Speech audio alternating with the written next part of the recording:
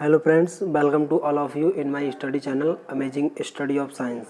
Friends, today we discuss IUPAC rule second part. ठीक है, first part हमने पहले ही डिस्कस कर लिया है. अगर आपने नहीं देखा है तो डिस्क्रिप्शन बॉक्स में लिंक दिया गया है, लिंक पर क्लिक कीजिए और देख लीजिए. सेकंड पार्ट स्टार्ट करते हैं विदाउट वेस्टिंग टाइम. देखिए एर्थ नंबर का रूल कह रहा है. सेवेंथ रूल हमने पहले ही डिस्कस कर लिए. एर्थ नंबर पर आते हैं. In case of neutral ligand, a special type of name is used. अगर बात आ जाती है अब न्यूट्रल लिगेंड की, हमने कटायन और एनायन लिगेंड की बात पहले ही कर ली, अब आ रही है न्यूट्रल लिगेंड की. ठीक, तो न्यूट्रल लिगेंड की बात आती है तो उनके लिए स्पेशल टाइप नेम देते हैं. जो नेम देते हैं उनका वो स्पेशल टाइप से देते हैं. जैसे H2 वाटर, इसके लिए एक्वा बोलते हैं. NH3 इसे अमाइन बोलते हैं. CO कार्बोनाइल बोलते हैं. ठीक है, ऐसे ही NO को नाइट्रोसाइल, PH को फॉस्फाइन, PPH3 ट्राईफेनिलेप्थोफाइन. ऐसे NH2 हाइड्रेजाइन बोलते हैं. CH3O CH3 dimethyl ether. CH3OH मतलब मिथाइल अल्कोहल. और ये रहा O2 means dioxygen, N2 dinitrogen, CS thiocarbonyl, NH2CO NH2 urea, C6H5N pyridine और शॉर्ट में इसे PY भी लिखते हैं. CH2 CH single bond NH2 CH2 single bond NH2 इसे बोलते हैं इथाइलिन डाई अमीन या फिर EN. ठीक, तो ये स्पेशल टाइप यूज करते हैं किस इनके केस में न्यूट्रल लिगेंड पर. ठीक है, जिस पर किसी भी प्रकार का चार्ज ना हो, ना ही तो पॉजिटिव और ना ही नेगेटिव. ऐसे ही लिगेंड कहलाते हैं न्यूट्रल लिगेंड. आप इन सभी का स्क्रीनशॉट ले लीजिए और इन्हें अच्छे से याद कर लीजिए. IUPAC नेमिंग में इनका बहुत बड़ा योगदान है. ठीक है, नेक्स्ट देखते हैं. CH3 NH2 मतलब मिथाइल अमीन. नाइन्थ नंबर का देखते हैं. नाइन्थ नंबर रूल क्या कहता है? If name of ligand is already contain term di tri tetra penta hexa like in chelating ligand. ठीक है, अगर किसी लिगेंड में इस तरह की टर्म पहले से ही आ रही हैं डाई ट्राई टेट्रा, तो उसके लिए हम एक स्पेशल प्रकार का एंडिंग यूज करते हैं. जैसे ये देखो, रिप्रेजेंटेड बाई बिस ट्रिस टेट्राटिस पेंटाटिस हेक्साटिस. आई होप आप इस पैटर्न को समझ पाए होंगे. फिर से समझ लीजिए कि यदि लिगेंड में पहले से ही कंपाउंड में डाई ट्राई टेट्रा अगर यूज़ करना पड़ रहा है हमें चीलेटिंग लिगेंड के केस में, तब हम उसके लिए जो नंबर्स ऑफ लिगेंड प्रेजेंट करेंगे वो किस में करेंगे? बिस ट्रिस टेट्राटिस या फिर पेंटाटिस. एग्जाम्पल में देखो दिखा रहा है ना, EN.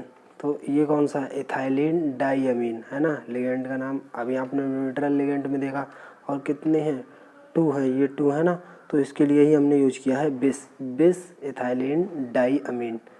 ठीक है, क्योंकि इसका EN का नाम है इथाइलिन डाईअमीन और 2 है इसलिए हमने इसके लिए यूज किया है. ये 2 है इसलिए यूज किया है बिस. ठीक, आई होप आप समझ पाए होंगे.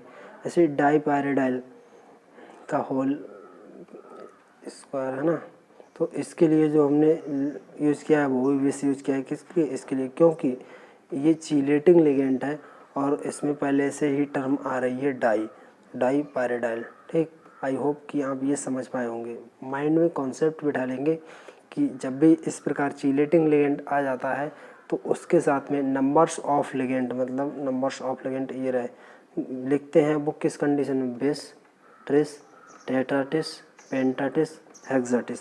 ठीक, आई होप कि आपको ये रूल भी समझ में आया होगा. नेक्स्ट रूल देखते हैं.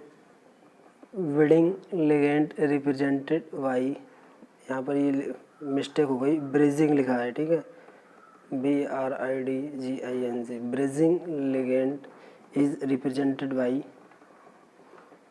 इस तरह से. ठीक है, जो ब्रिजिंग लिगेंड होते हैं उन्हें इस तरह से दर्शाते हैं. इन्हें बोलते हैं single bond mu single bond. ठीक, जैसे एग्जांपल में दिखा रहा है EN का whole twice CO NH2 OH COENH2 इस तरह के जो कंपाउंड हैं, ठीक है, जैसे ये कंपाउंड है तो इन्हें ब्रिज कंपाउंड के नाम से भी जानते हैं। तो इसके लिए जो रिप्रेजेंट करते हैं इस तरह का जो है, इसे जब जोड़ते हैं तो कंपाउंड इस तरह से single bond mu single bond से जोड़ते हैं, इसका नाम हो जाएगा बिस इथाइलिन डाइअमीन। क्योंकि इथाइलिन डाइअमीन तो यही है ही, 2 नंबर ऑफ लिगेंड के लिए यूज किया है हमने विस, ठीक है, तो इथाइलिन डाइअमीन। नेक्स्ट कोबाल्ट, ये रहा थर्ड, क्योंकि इसकी जो ऑक्सीडेशन स्टेट है वो थर्ड आ रही है। आप पहले ही सुन चुके हैं कि मेटल के बाद उसकी ऑक्सीडेशन नंबर रोमन अंकों में कि स्मॉल ब्रैकेट में लिखते हैं, ठीक, अब भी ध्यान रख लीजिए। उसके बाद देखो ब्रिज आ गया, तो ब्रिज के लिए इस तरह से single bond mu single bond से जोड़ दिया, तो अमाइडो ना, फिर ये रहा इसके लिए अमाइडो, फिर ब्रिज जोड़ दिया, है ना, हाइड्राइडो ये रहा, फिर बिस, क्यों, क्योंकि जो अगला लिगेंड है वो नंबर ऑफ लिगेंड 2 है, इसलिए बिस लिगेंड का नेम है। इथाइलिन डाइअमीन, है ना, ये रही इथाइलिन डाइअमीन। कोबाल्ट, ये रहा कोबाल्ट, थर्ड ऑक्सीडेशन स्टेट है। उसके बाद सल्फेट, ये रहा सल्फेट। आई होप कि आपको ये नाम भी समझ में आया होगा। फिर से एक बार देख लीजिए कि नंबर्स ऑफ लिगेंड पहले लिखेंगे तो बेस, फिर लिगेंड्स का नेम इथाइलिन डाइअमीन, ठीक है, फिर name of metal cobalt, bracket में oxidation state in Roman number, फिर ब्रिज एमाइडो, ब्रिज हाइड्रोक्साइडो ये है, ठीक। उसके बाद फिर नंबर ऑफ लिगेंड लिखेंगे bis ethylene diamine, name of ligand, फिर name of metal, then next part sulphate. Okay, I hope कि आप ये समझ पाए होंगे। नेक्स्ट एग्जांपल और देखिए, ये रहा, इसका यूपीएससी नाम वैसे ही हो जाएगा। यहाँ पे देखिए, अगर इसका नाम हम दूसरी तरह से लिखते हैं तो कैसे, टेट्राकिस, है ना, ये 2 लिगेंड और 2 लिगेंड, मतलब नंबर ऑफ लिगेंड 4, इसलिए tetrakis, ligand name ethylene diamine, ठीक, ब्रिज हाइड्रोक्साइडो, ये रहा हाइड्रोक्साइडो, ब्रिज एमाइडो, आगे name of metal dicobalt, ये और ये थर्ड आयन। आयन क्यों बोल दिया, क्योंकि अब इस पर चार्ज लगा हुआ है इसलिए ये आयन था, ठीक है। इस तरह से अगर कुछ दिया रहता है यहाँ पर तो हम उसका नाम लिखते। आई होप कि आप ये रूल भी समझ पाए होंगे, वेरी इम्पोर्टेंट है। यदि आपने सारे रूल पढ़ लिए जो मैं पढ़ाने वाला हूँ, ठीक, एक पार्ट पहले हो चुका है और एक ये है, इन 2 पार्ट में इतने रूल अगर आपने पढ़ लिए तो कहीं से भी IUPAC नेम छूट ही नहीं सकता है, ये मेरी गारंटी है।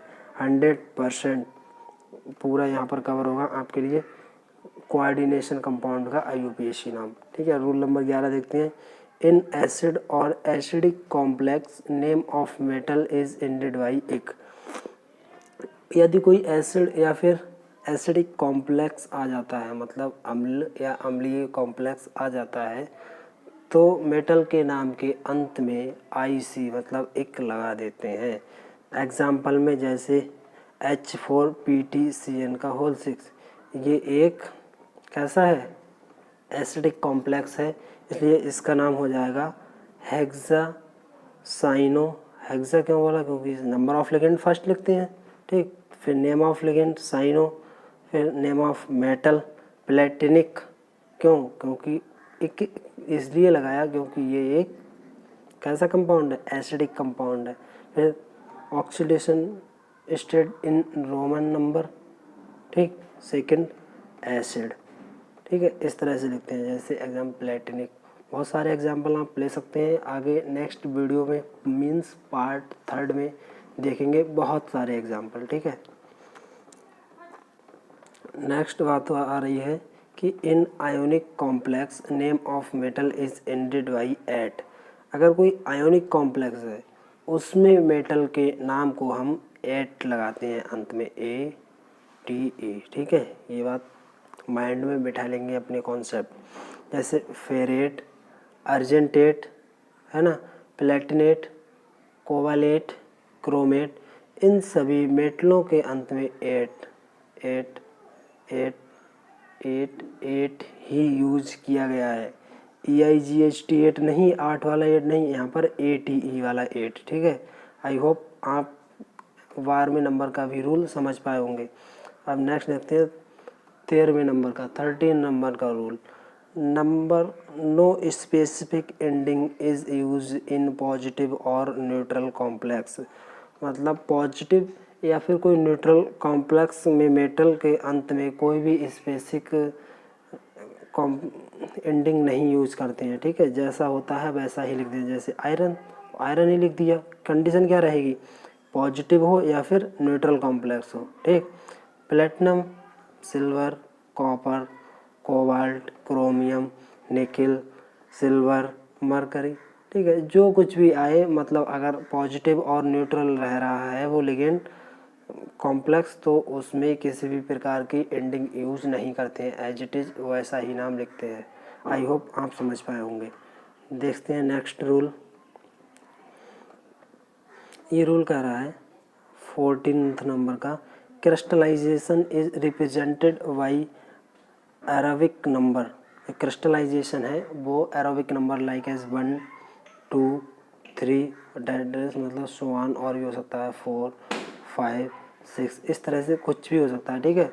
क्रिस्टलाइजेशन होता है तो हमें इस तरह से यूज़ करते हैं। जैसे इसका क्रिस्टलाइजेशन हुआ और ये रहा, तो CuH2O का होल 4 SO4.H2O, ये पॉजिटिव और ये निगेटिव है, ठीक है। किसका क्रिस्टलाइजेशन हुआ है, इसका, ठीक। तो इसके लिए हम यूज करेंगे टेट्रा एक्वा, एक्वा क्योंकि ये न्यूट्रल लिगेंड है, इसलिए वाटर जो H2 है न्यूट्रल लिगेंड है, इसके लिए एक्वा यूज करते हैं, ठीक है। फिर कॉपर, ऑक्सीडेशन स्टेट सेकंड है, ब्रैकेट में सेकंड लिख दी। उसके बाद सल्फेट, ये रहा 1 वाटर, ठीक है। इस तरह से लिखते हैं। देखो रूल ही फॉलो किया है हमने, मतलब पॉजिटिव का पहले लिखते हैं तो देखो पॉजिटिव का पहले लिखा है, नेगेटिव का बाद में लिखते हैं तो नेगेटिव का बाद में लिखा है। ये हम फर्स्ट रूल में, फर्स्ट पार्ट में पढ़ चुके हैं ये रूल, ठीक है। चलो नेक्स्ट देखते हैं। If coordination compound contain 2 coordination sphere then both sphere should have opposite, ये अपोजिट है, ठीक है, समान लेना। Charge, name of cation part written first following the IUPAC ionic sphere according to the IUPAC rule. कहने का मतलब यही है कि यदि 2 कोऑर्डिनेशन स्फीयर हैं उनमें हमें पॉजिटिव चार्ज या कटायन पार्ट का नाम पहले लिखते हैं और एनायन पार्ट का नाम बाद में लिखते हैं IUPAC रूल के नियम के अनुसार, ठीक। ये रहा एग्जाम्पल नीचे। आई होप कि आपको ये सारे रूल समझ में आए होंगे। तो यदि आपको ये सारे रूल समझ में आए हैं, वीडियो को अगर अच्छा लगा है तो चैनल को कर दीजिए सब्सक्राइब, वीडियो को लाइक और शेयर कर दीजिए। मैं मिलता हूँ इसकी नेक्स्ट वीडियो में, तब तक के लिए जय हिंद, जय भारत।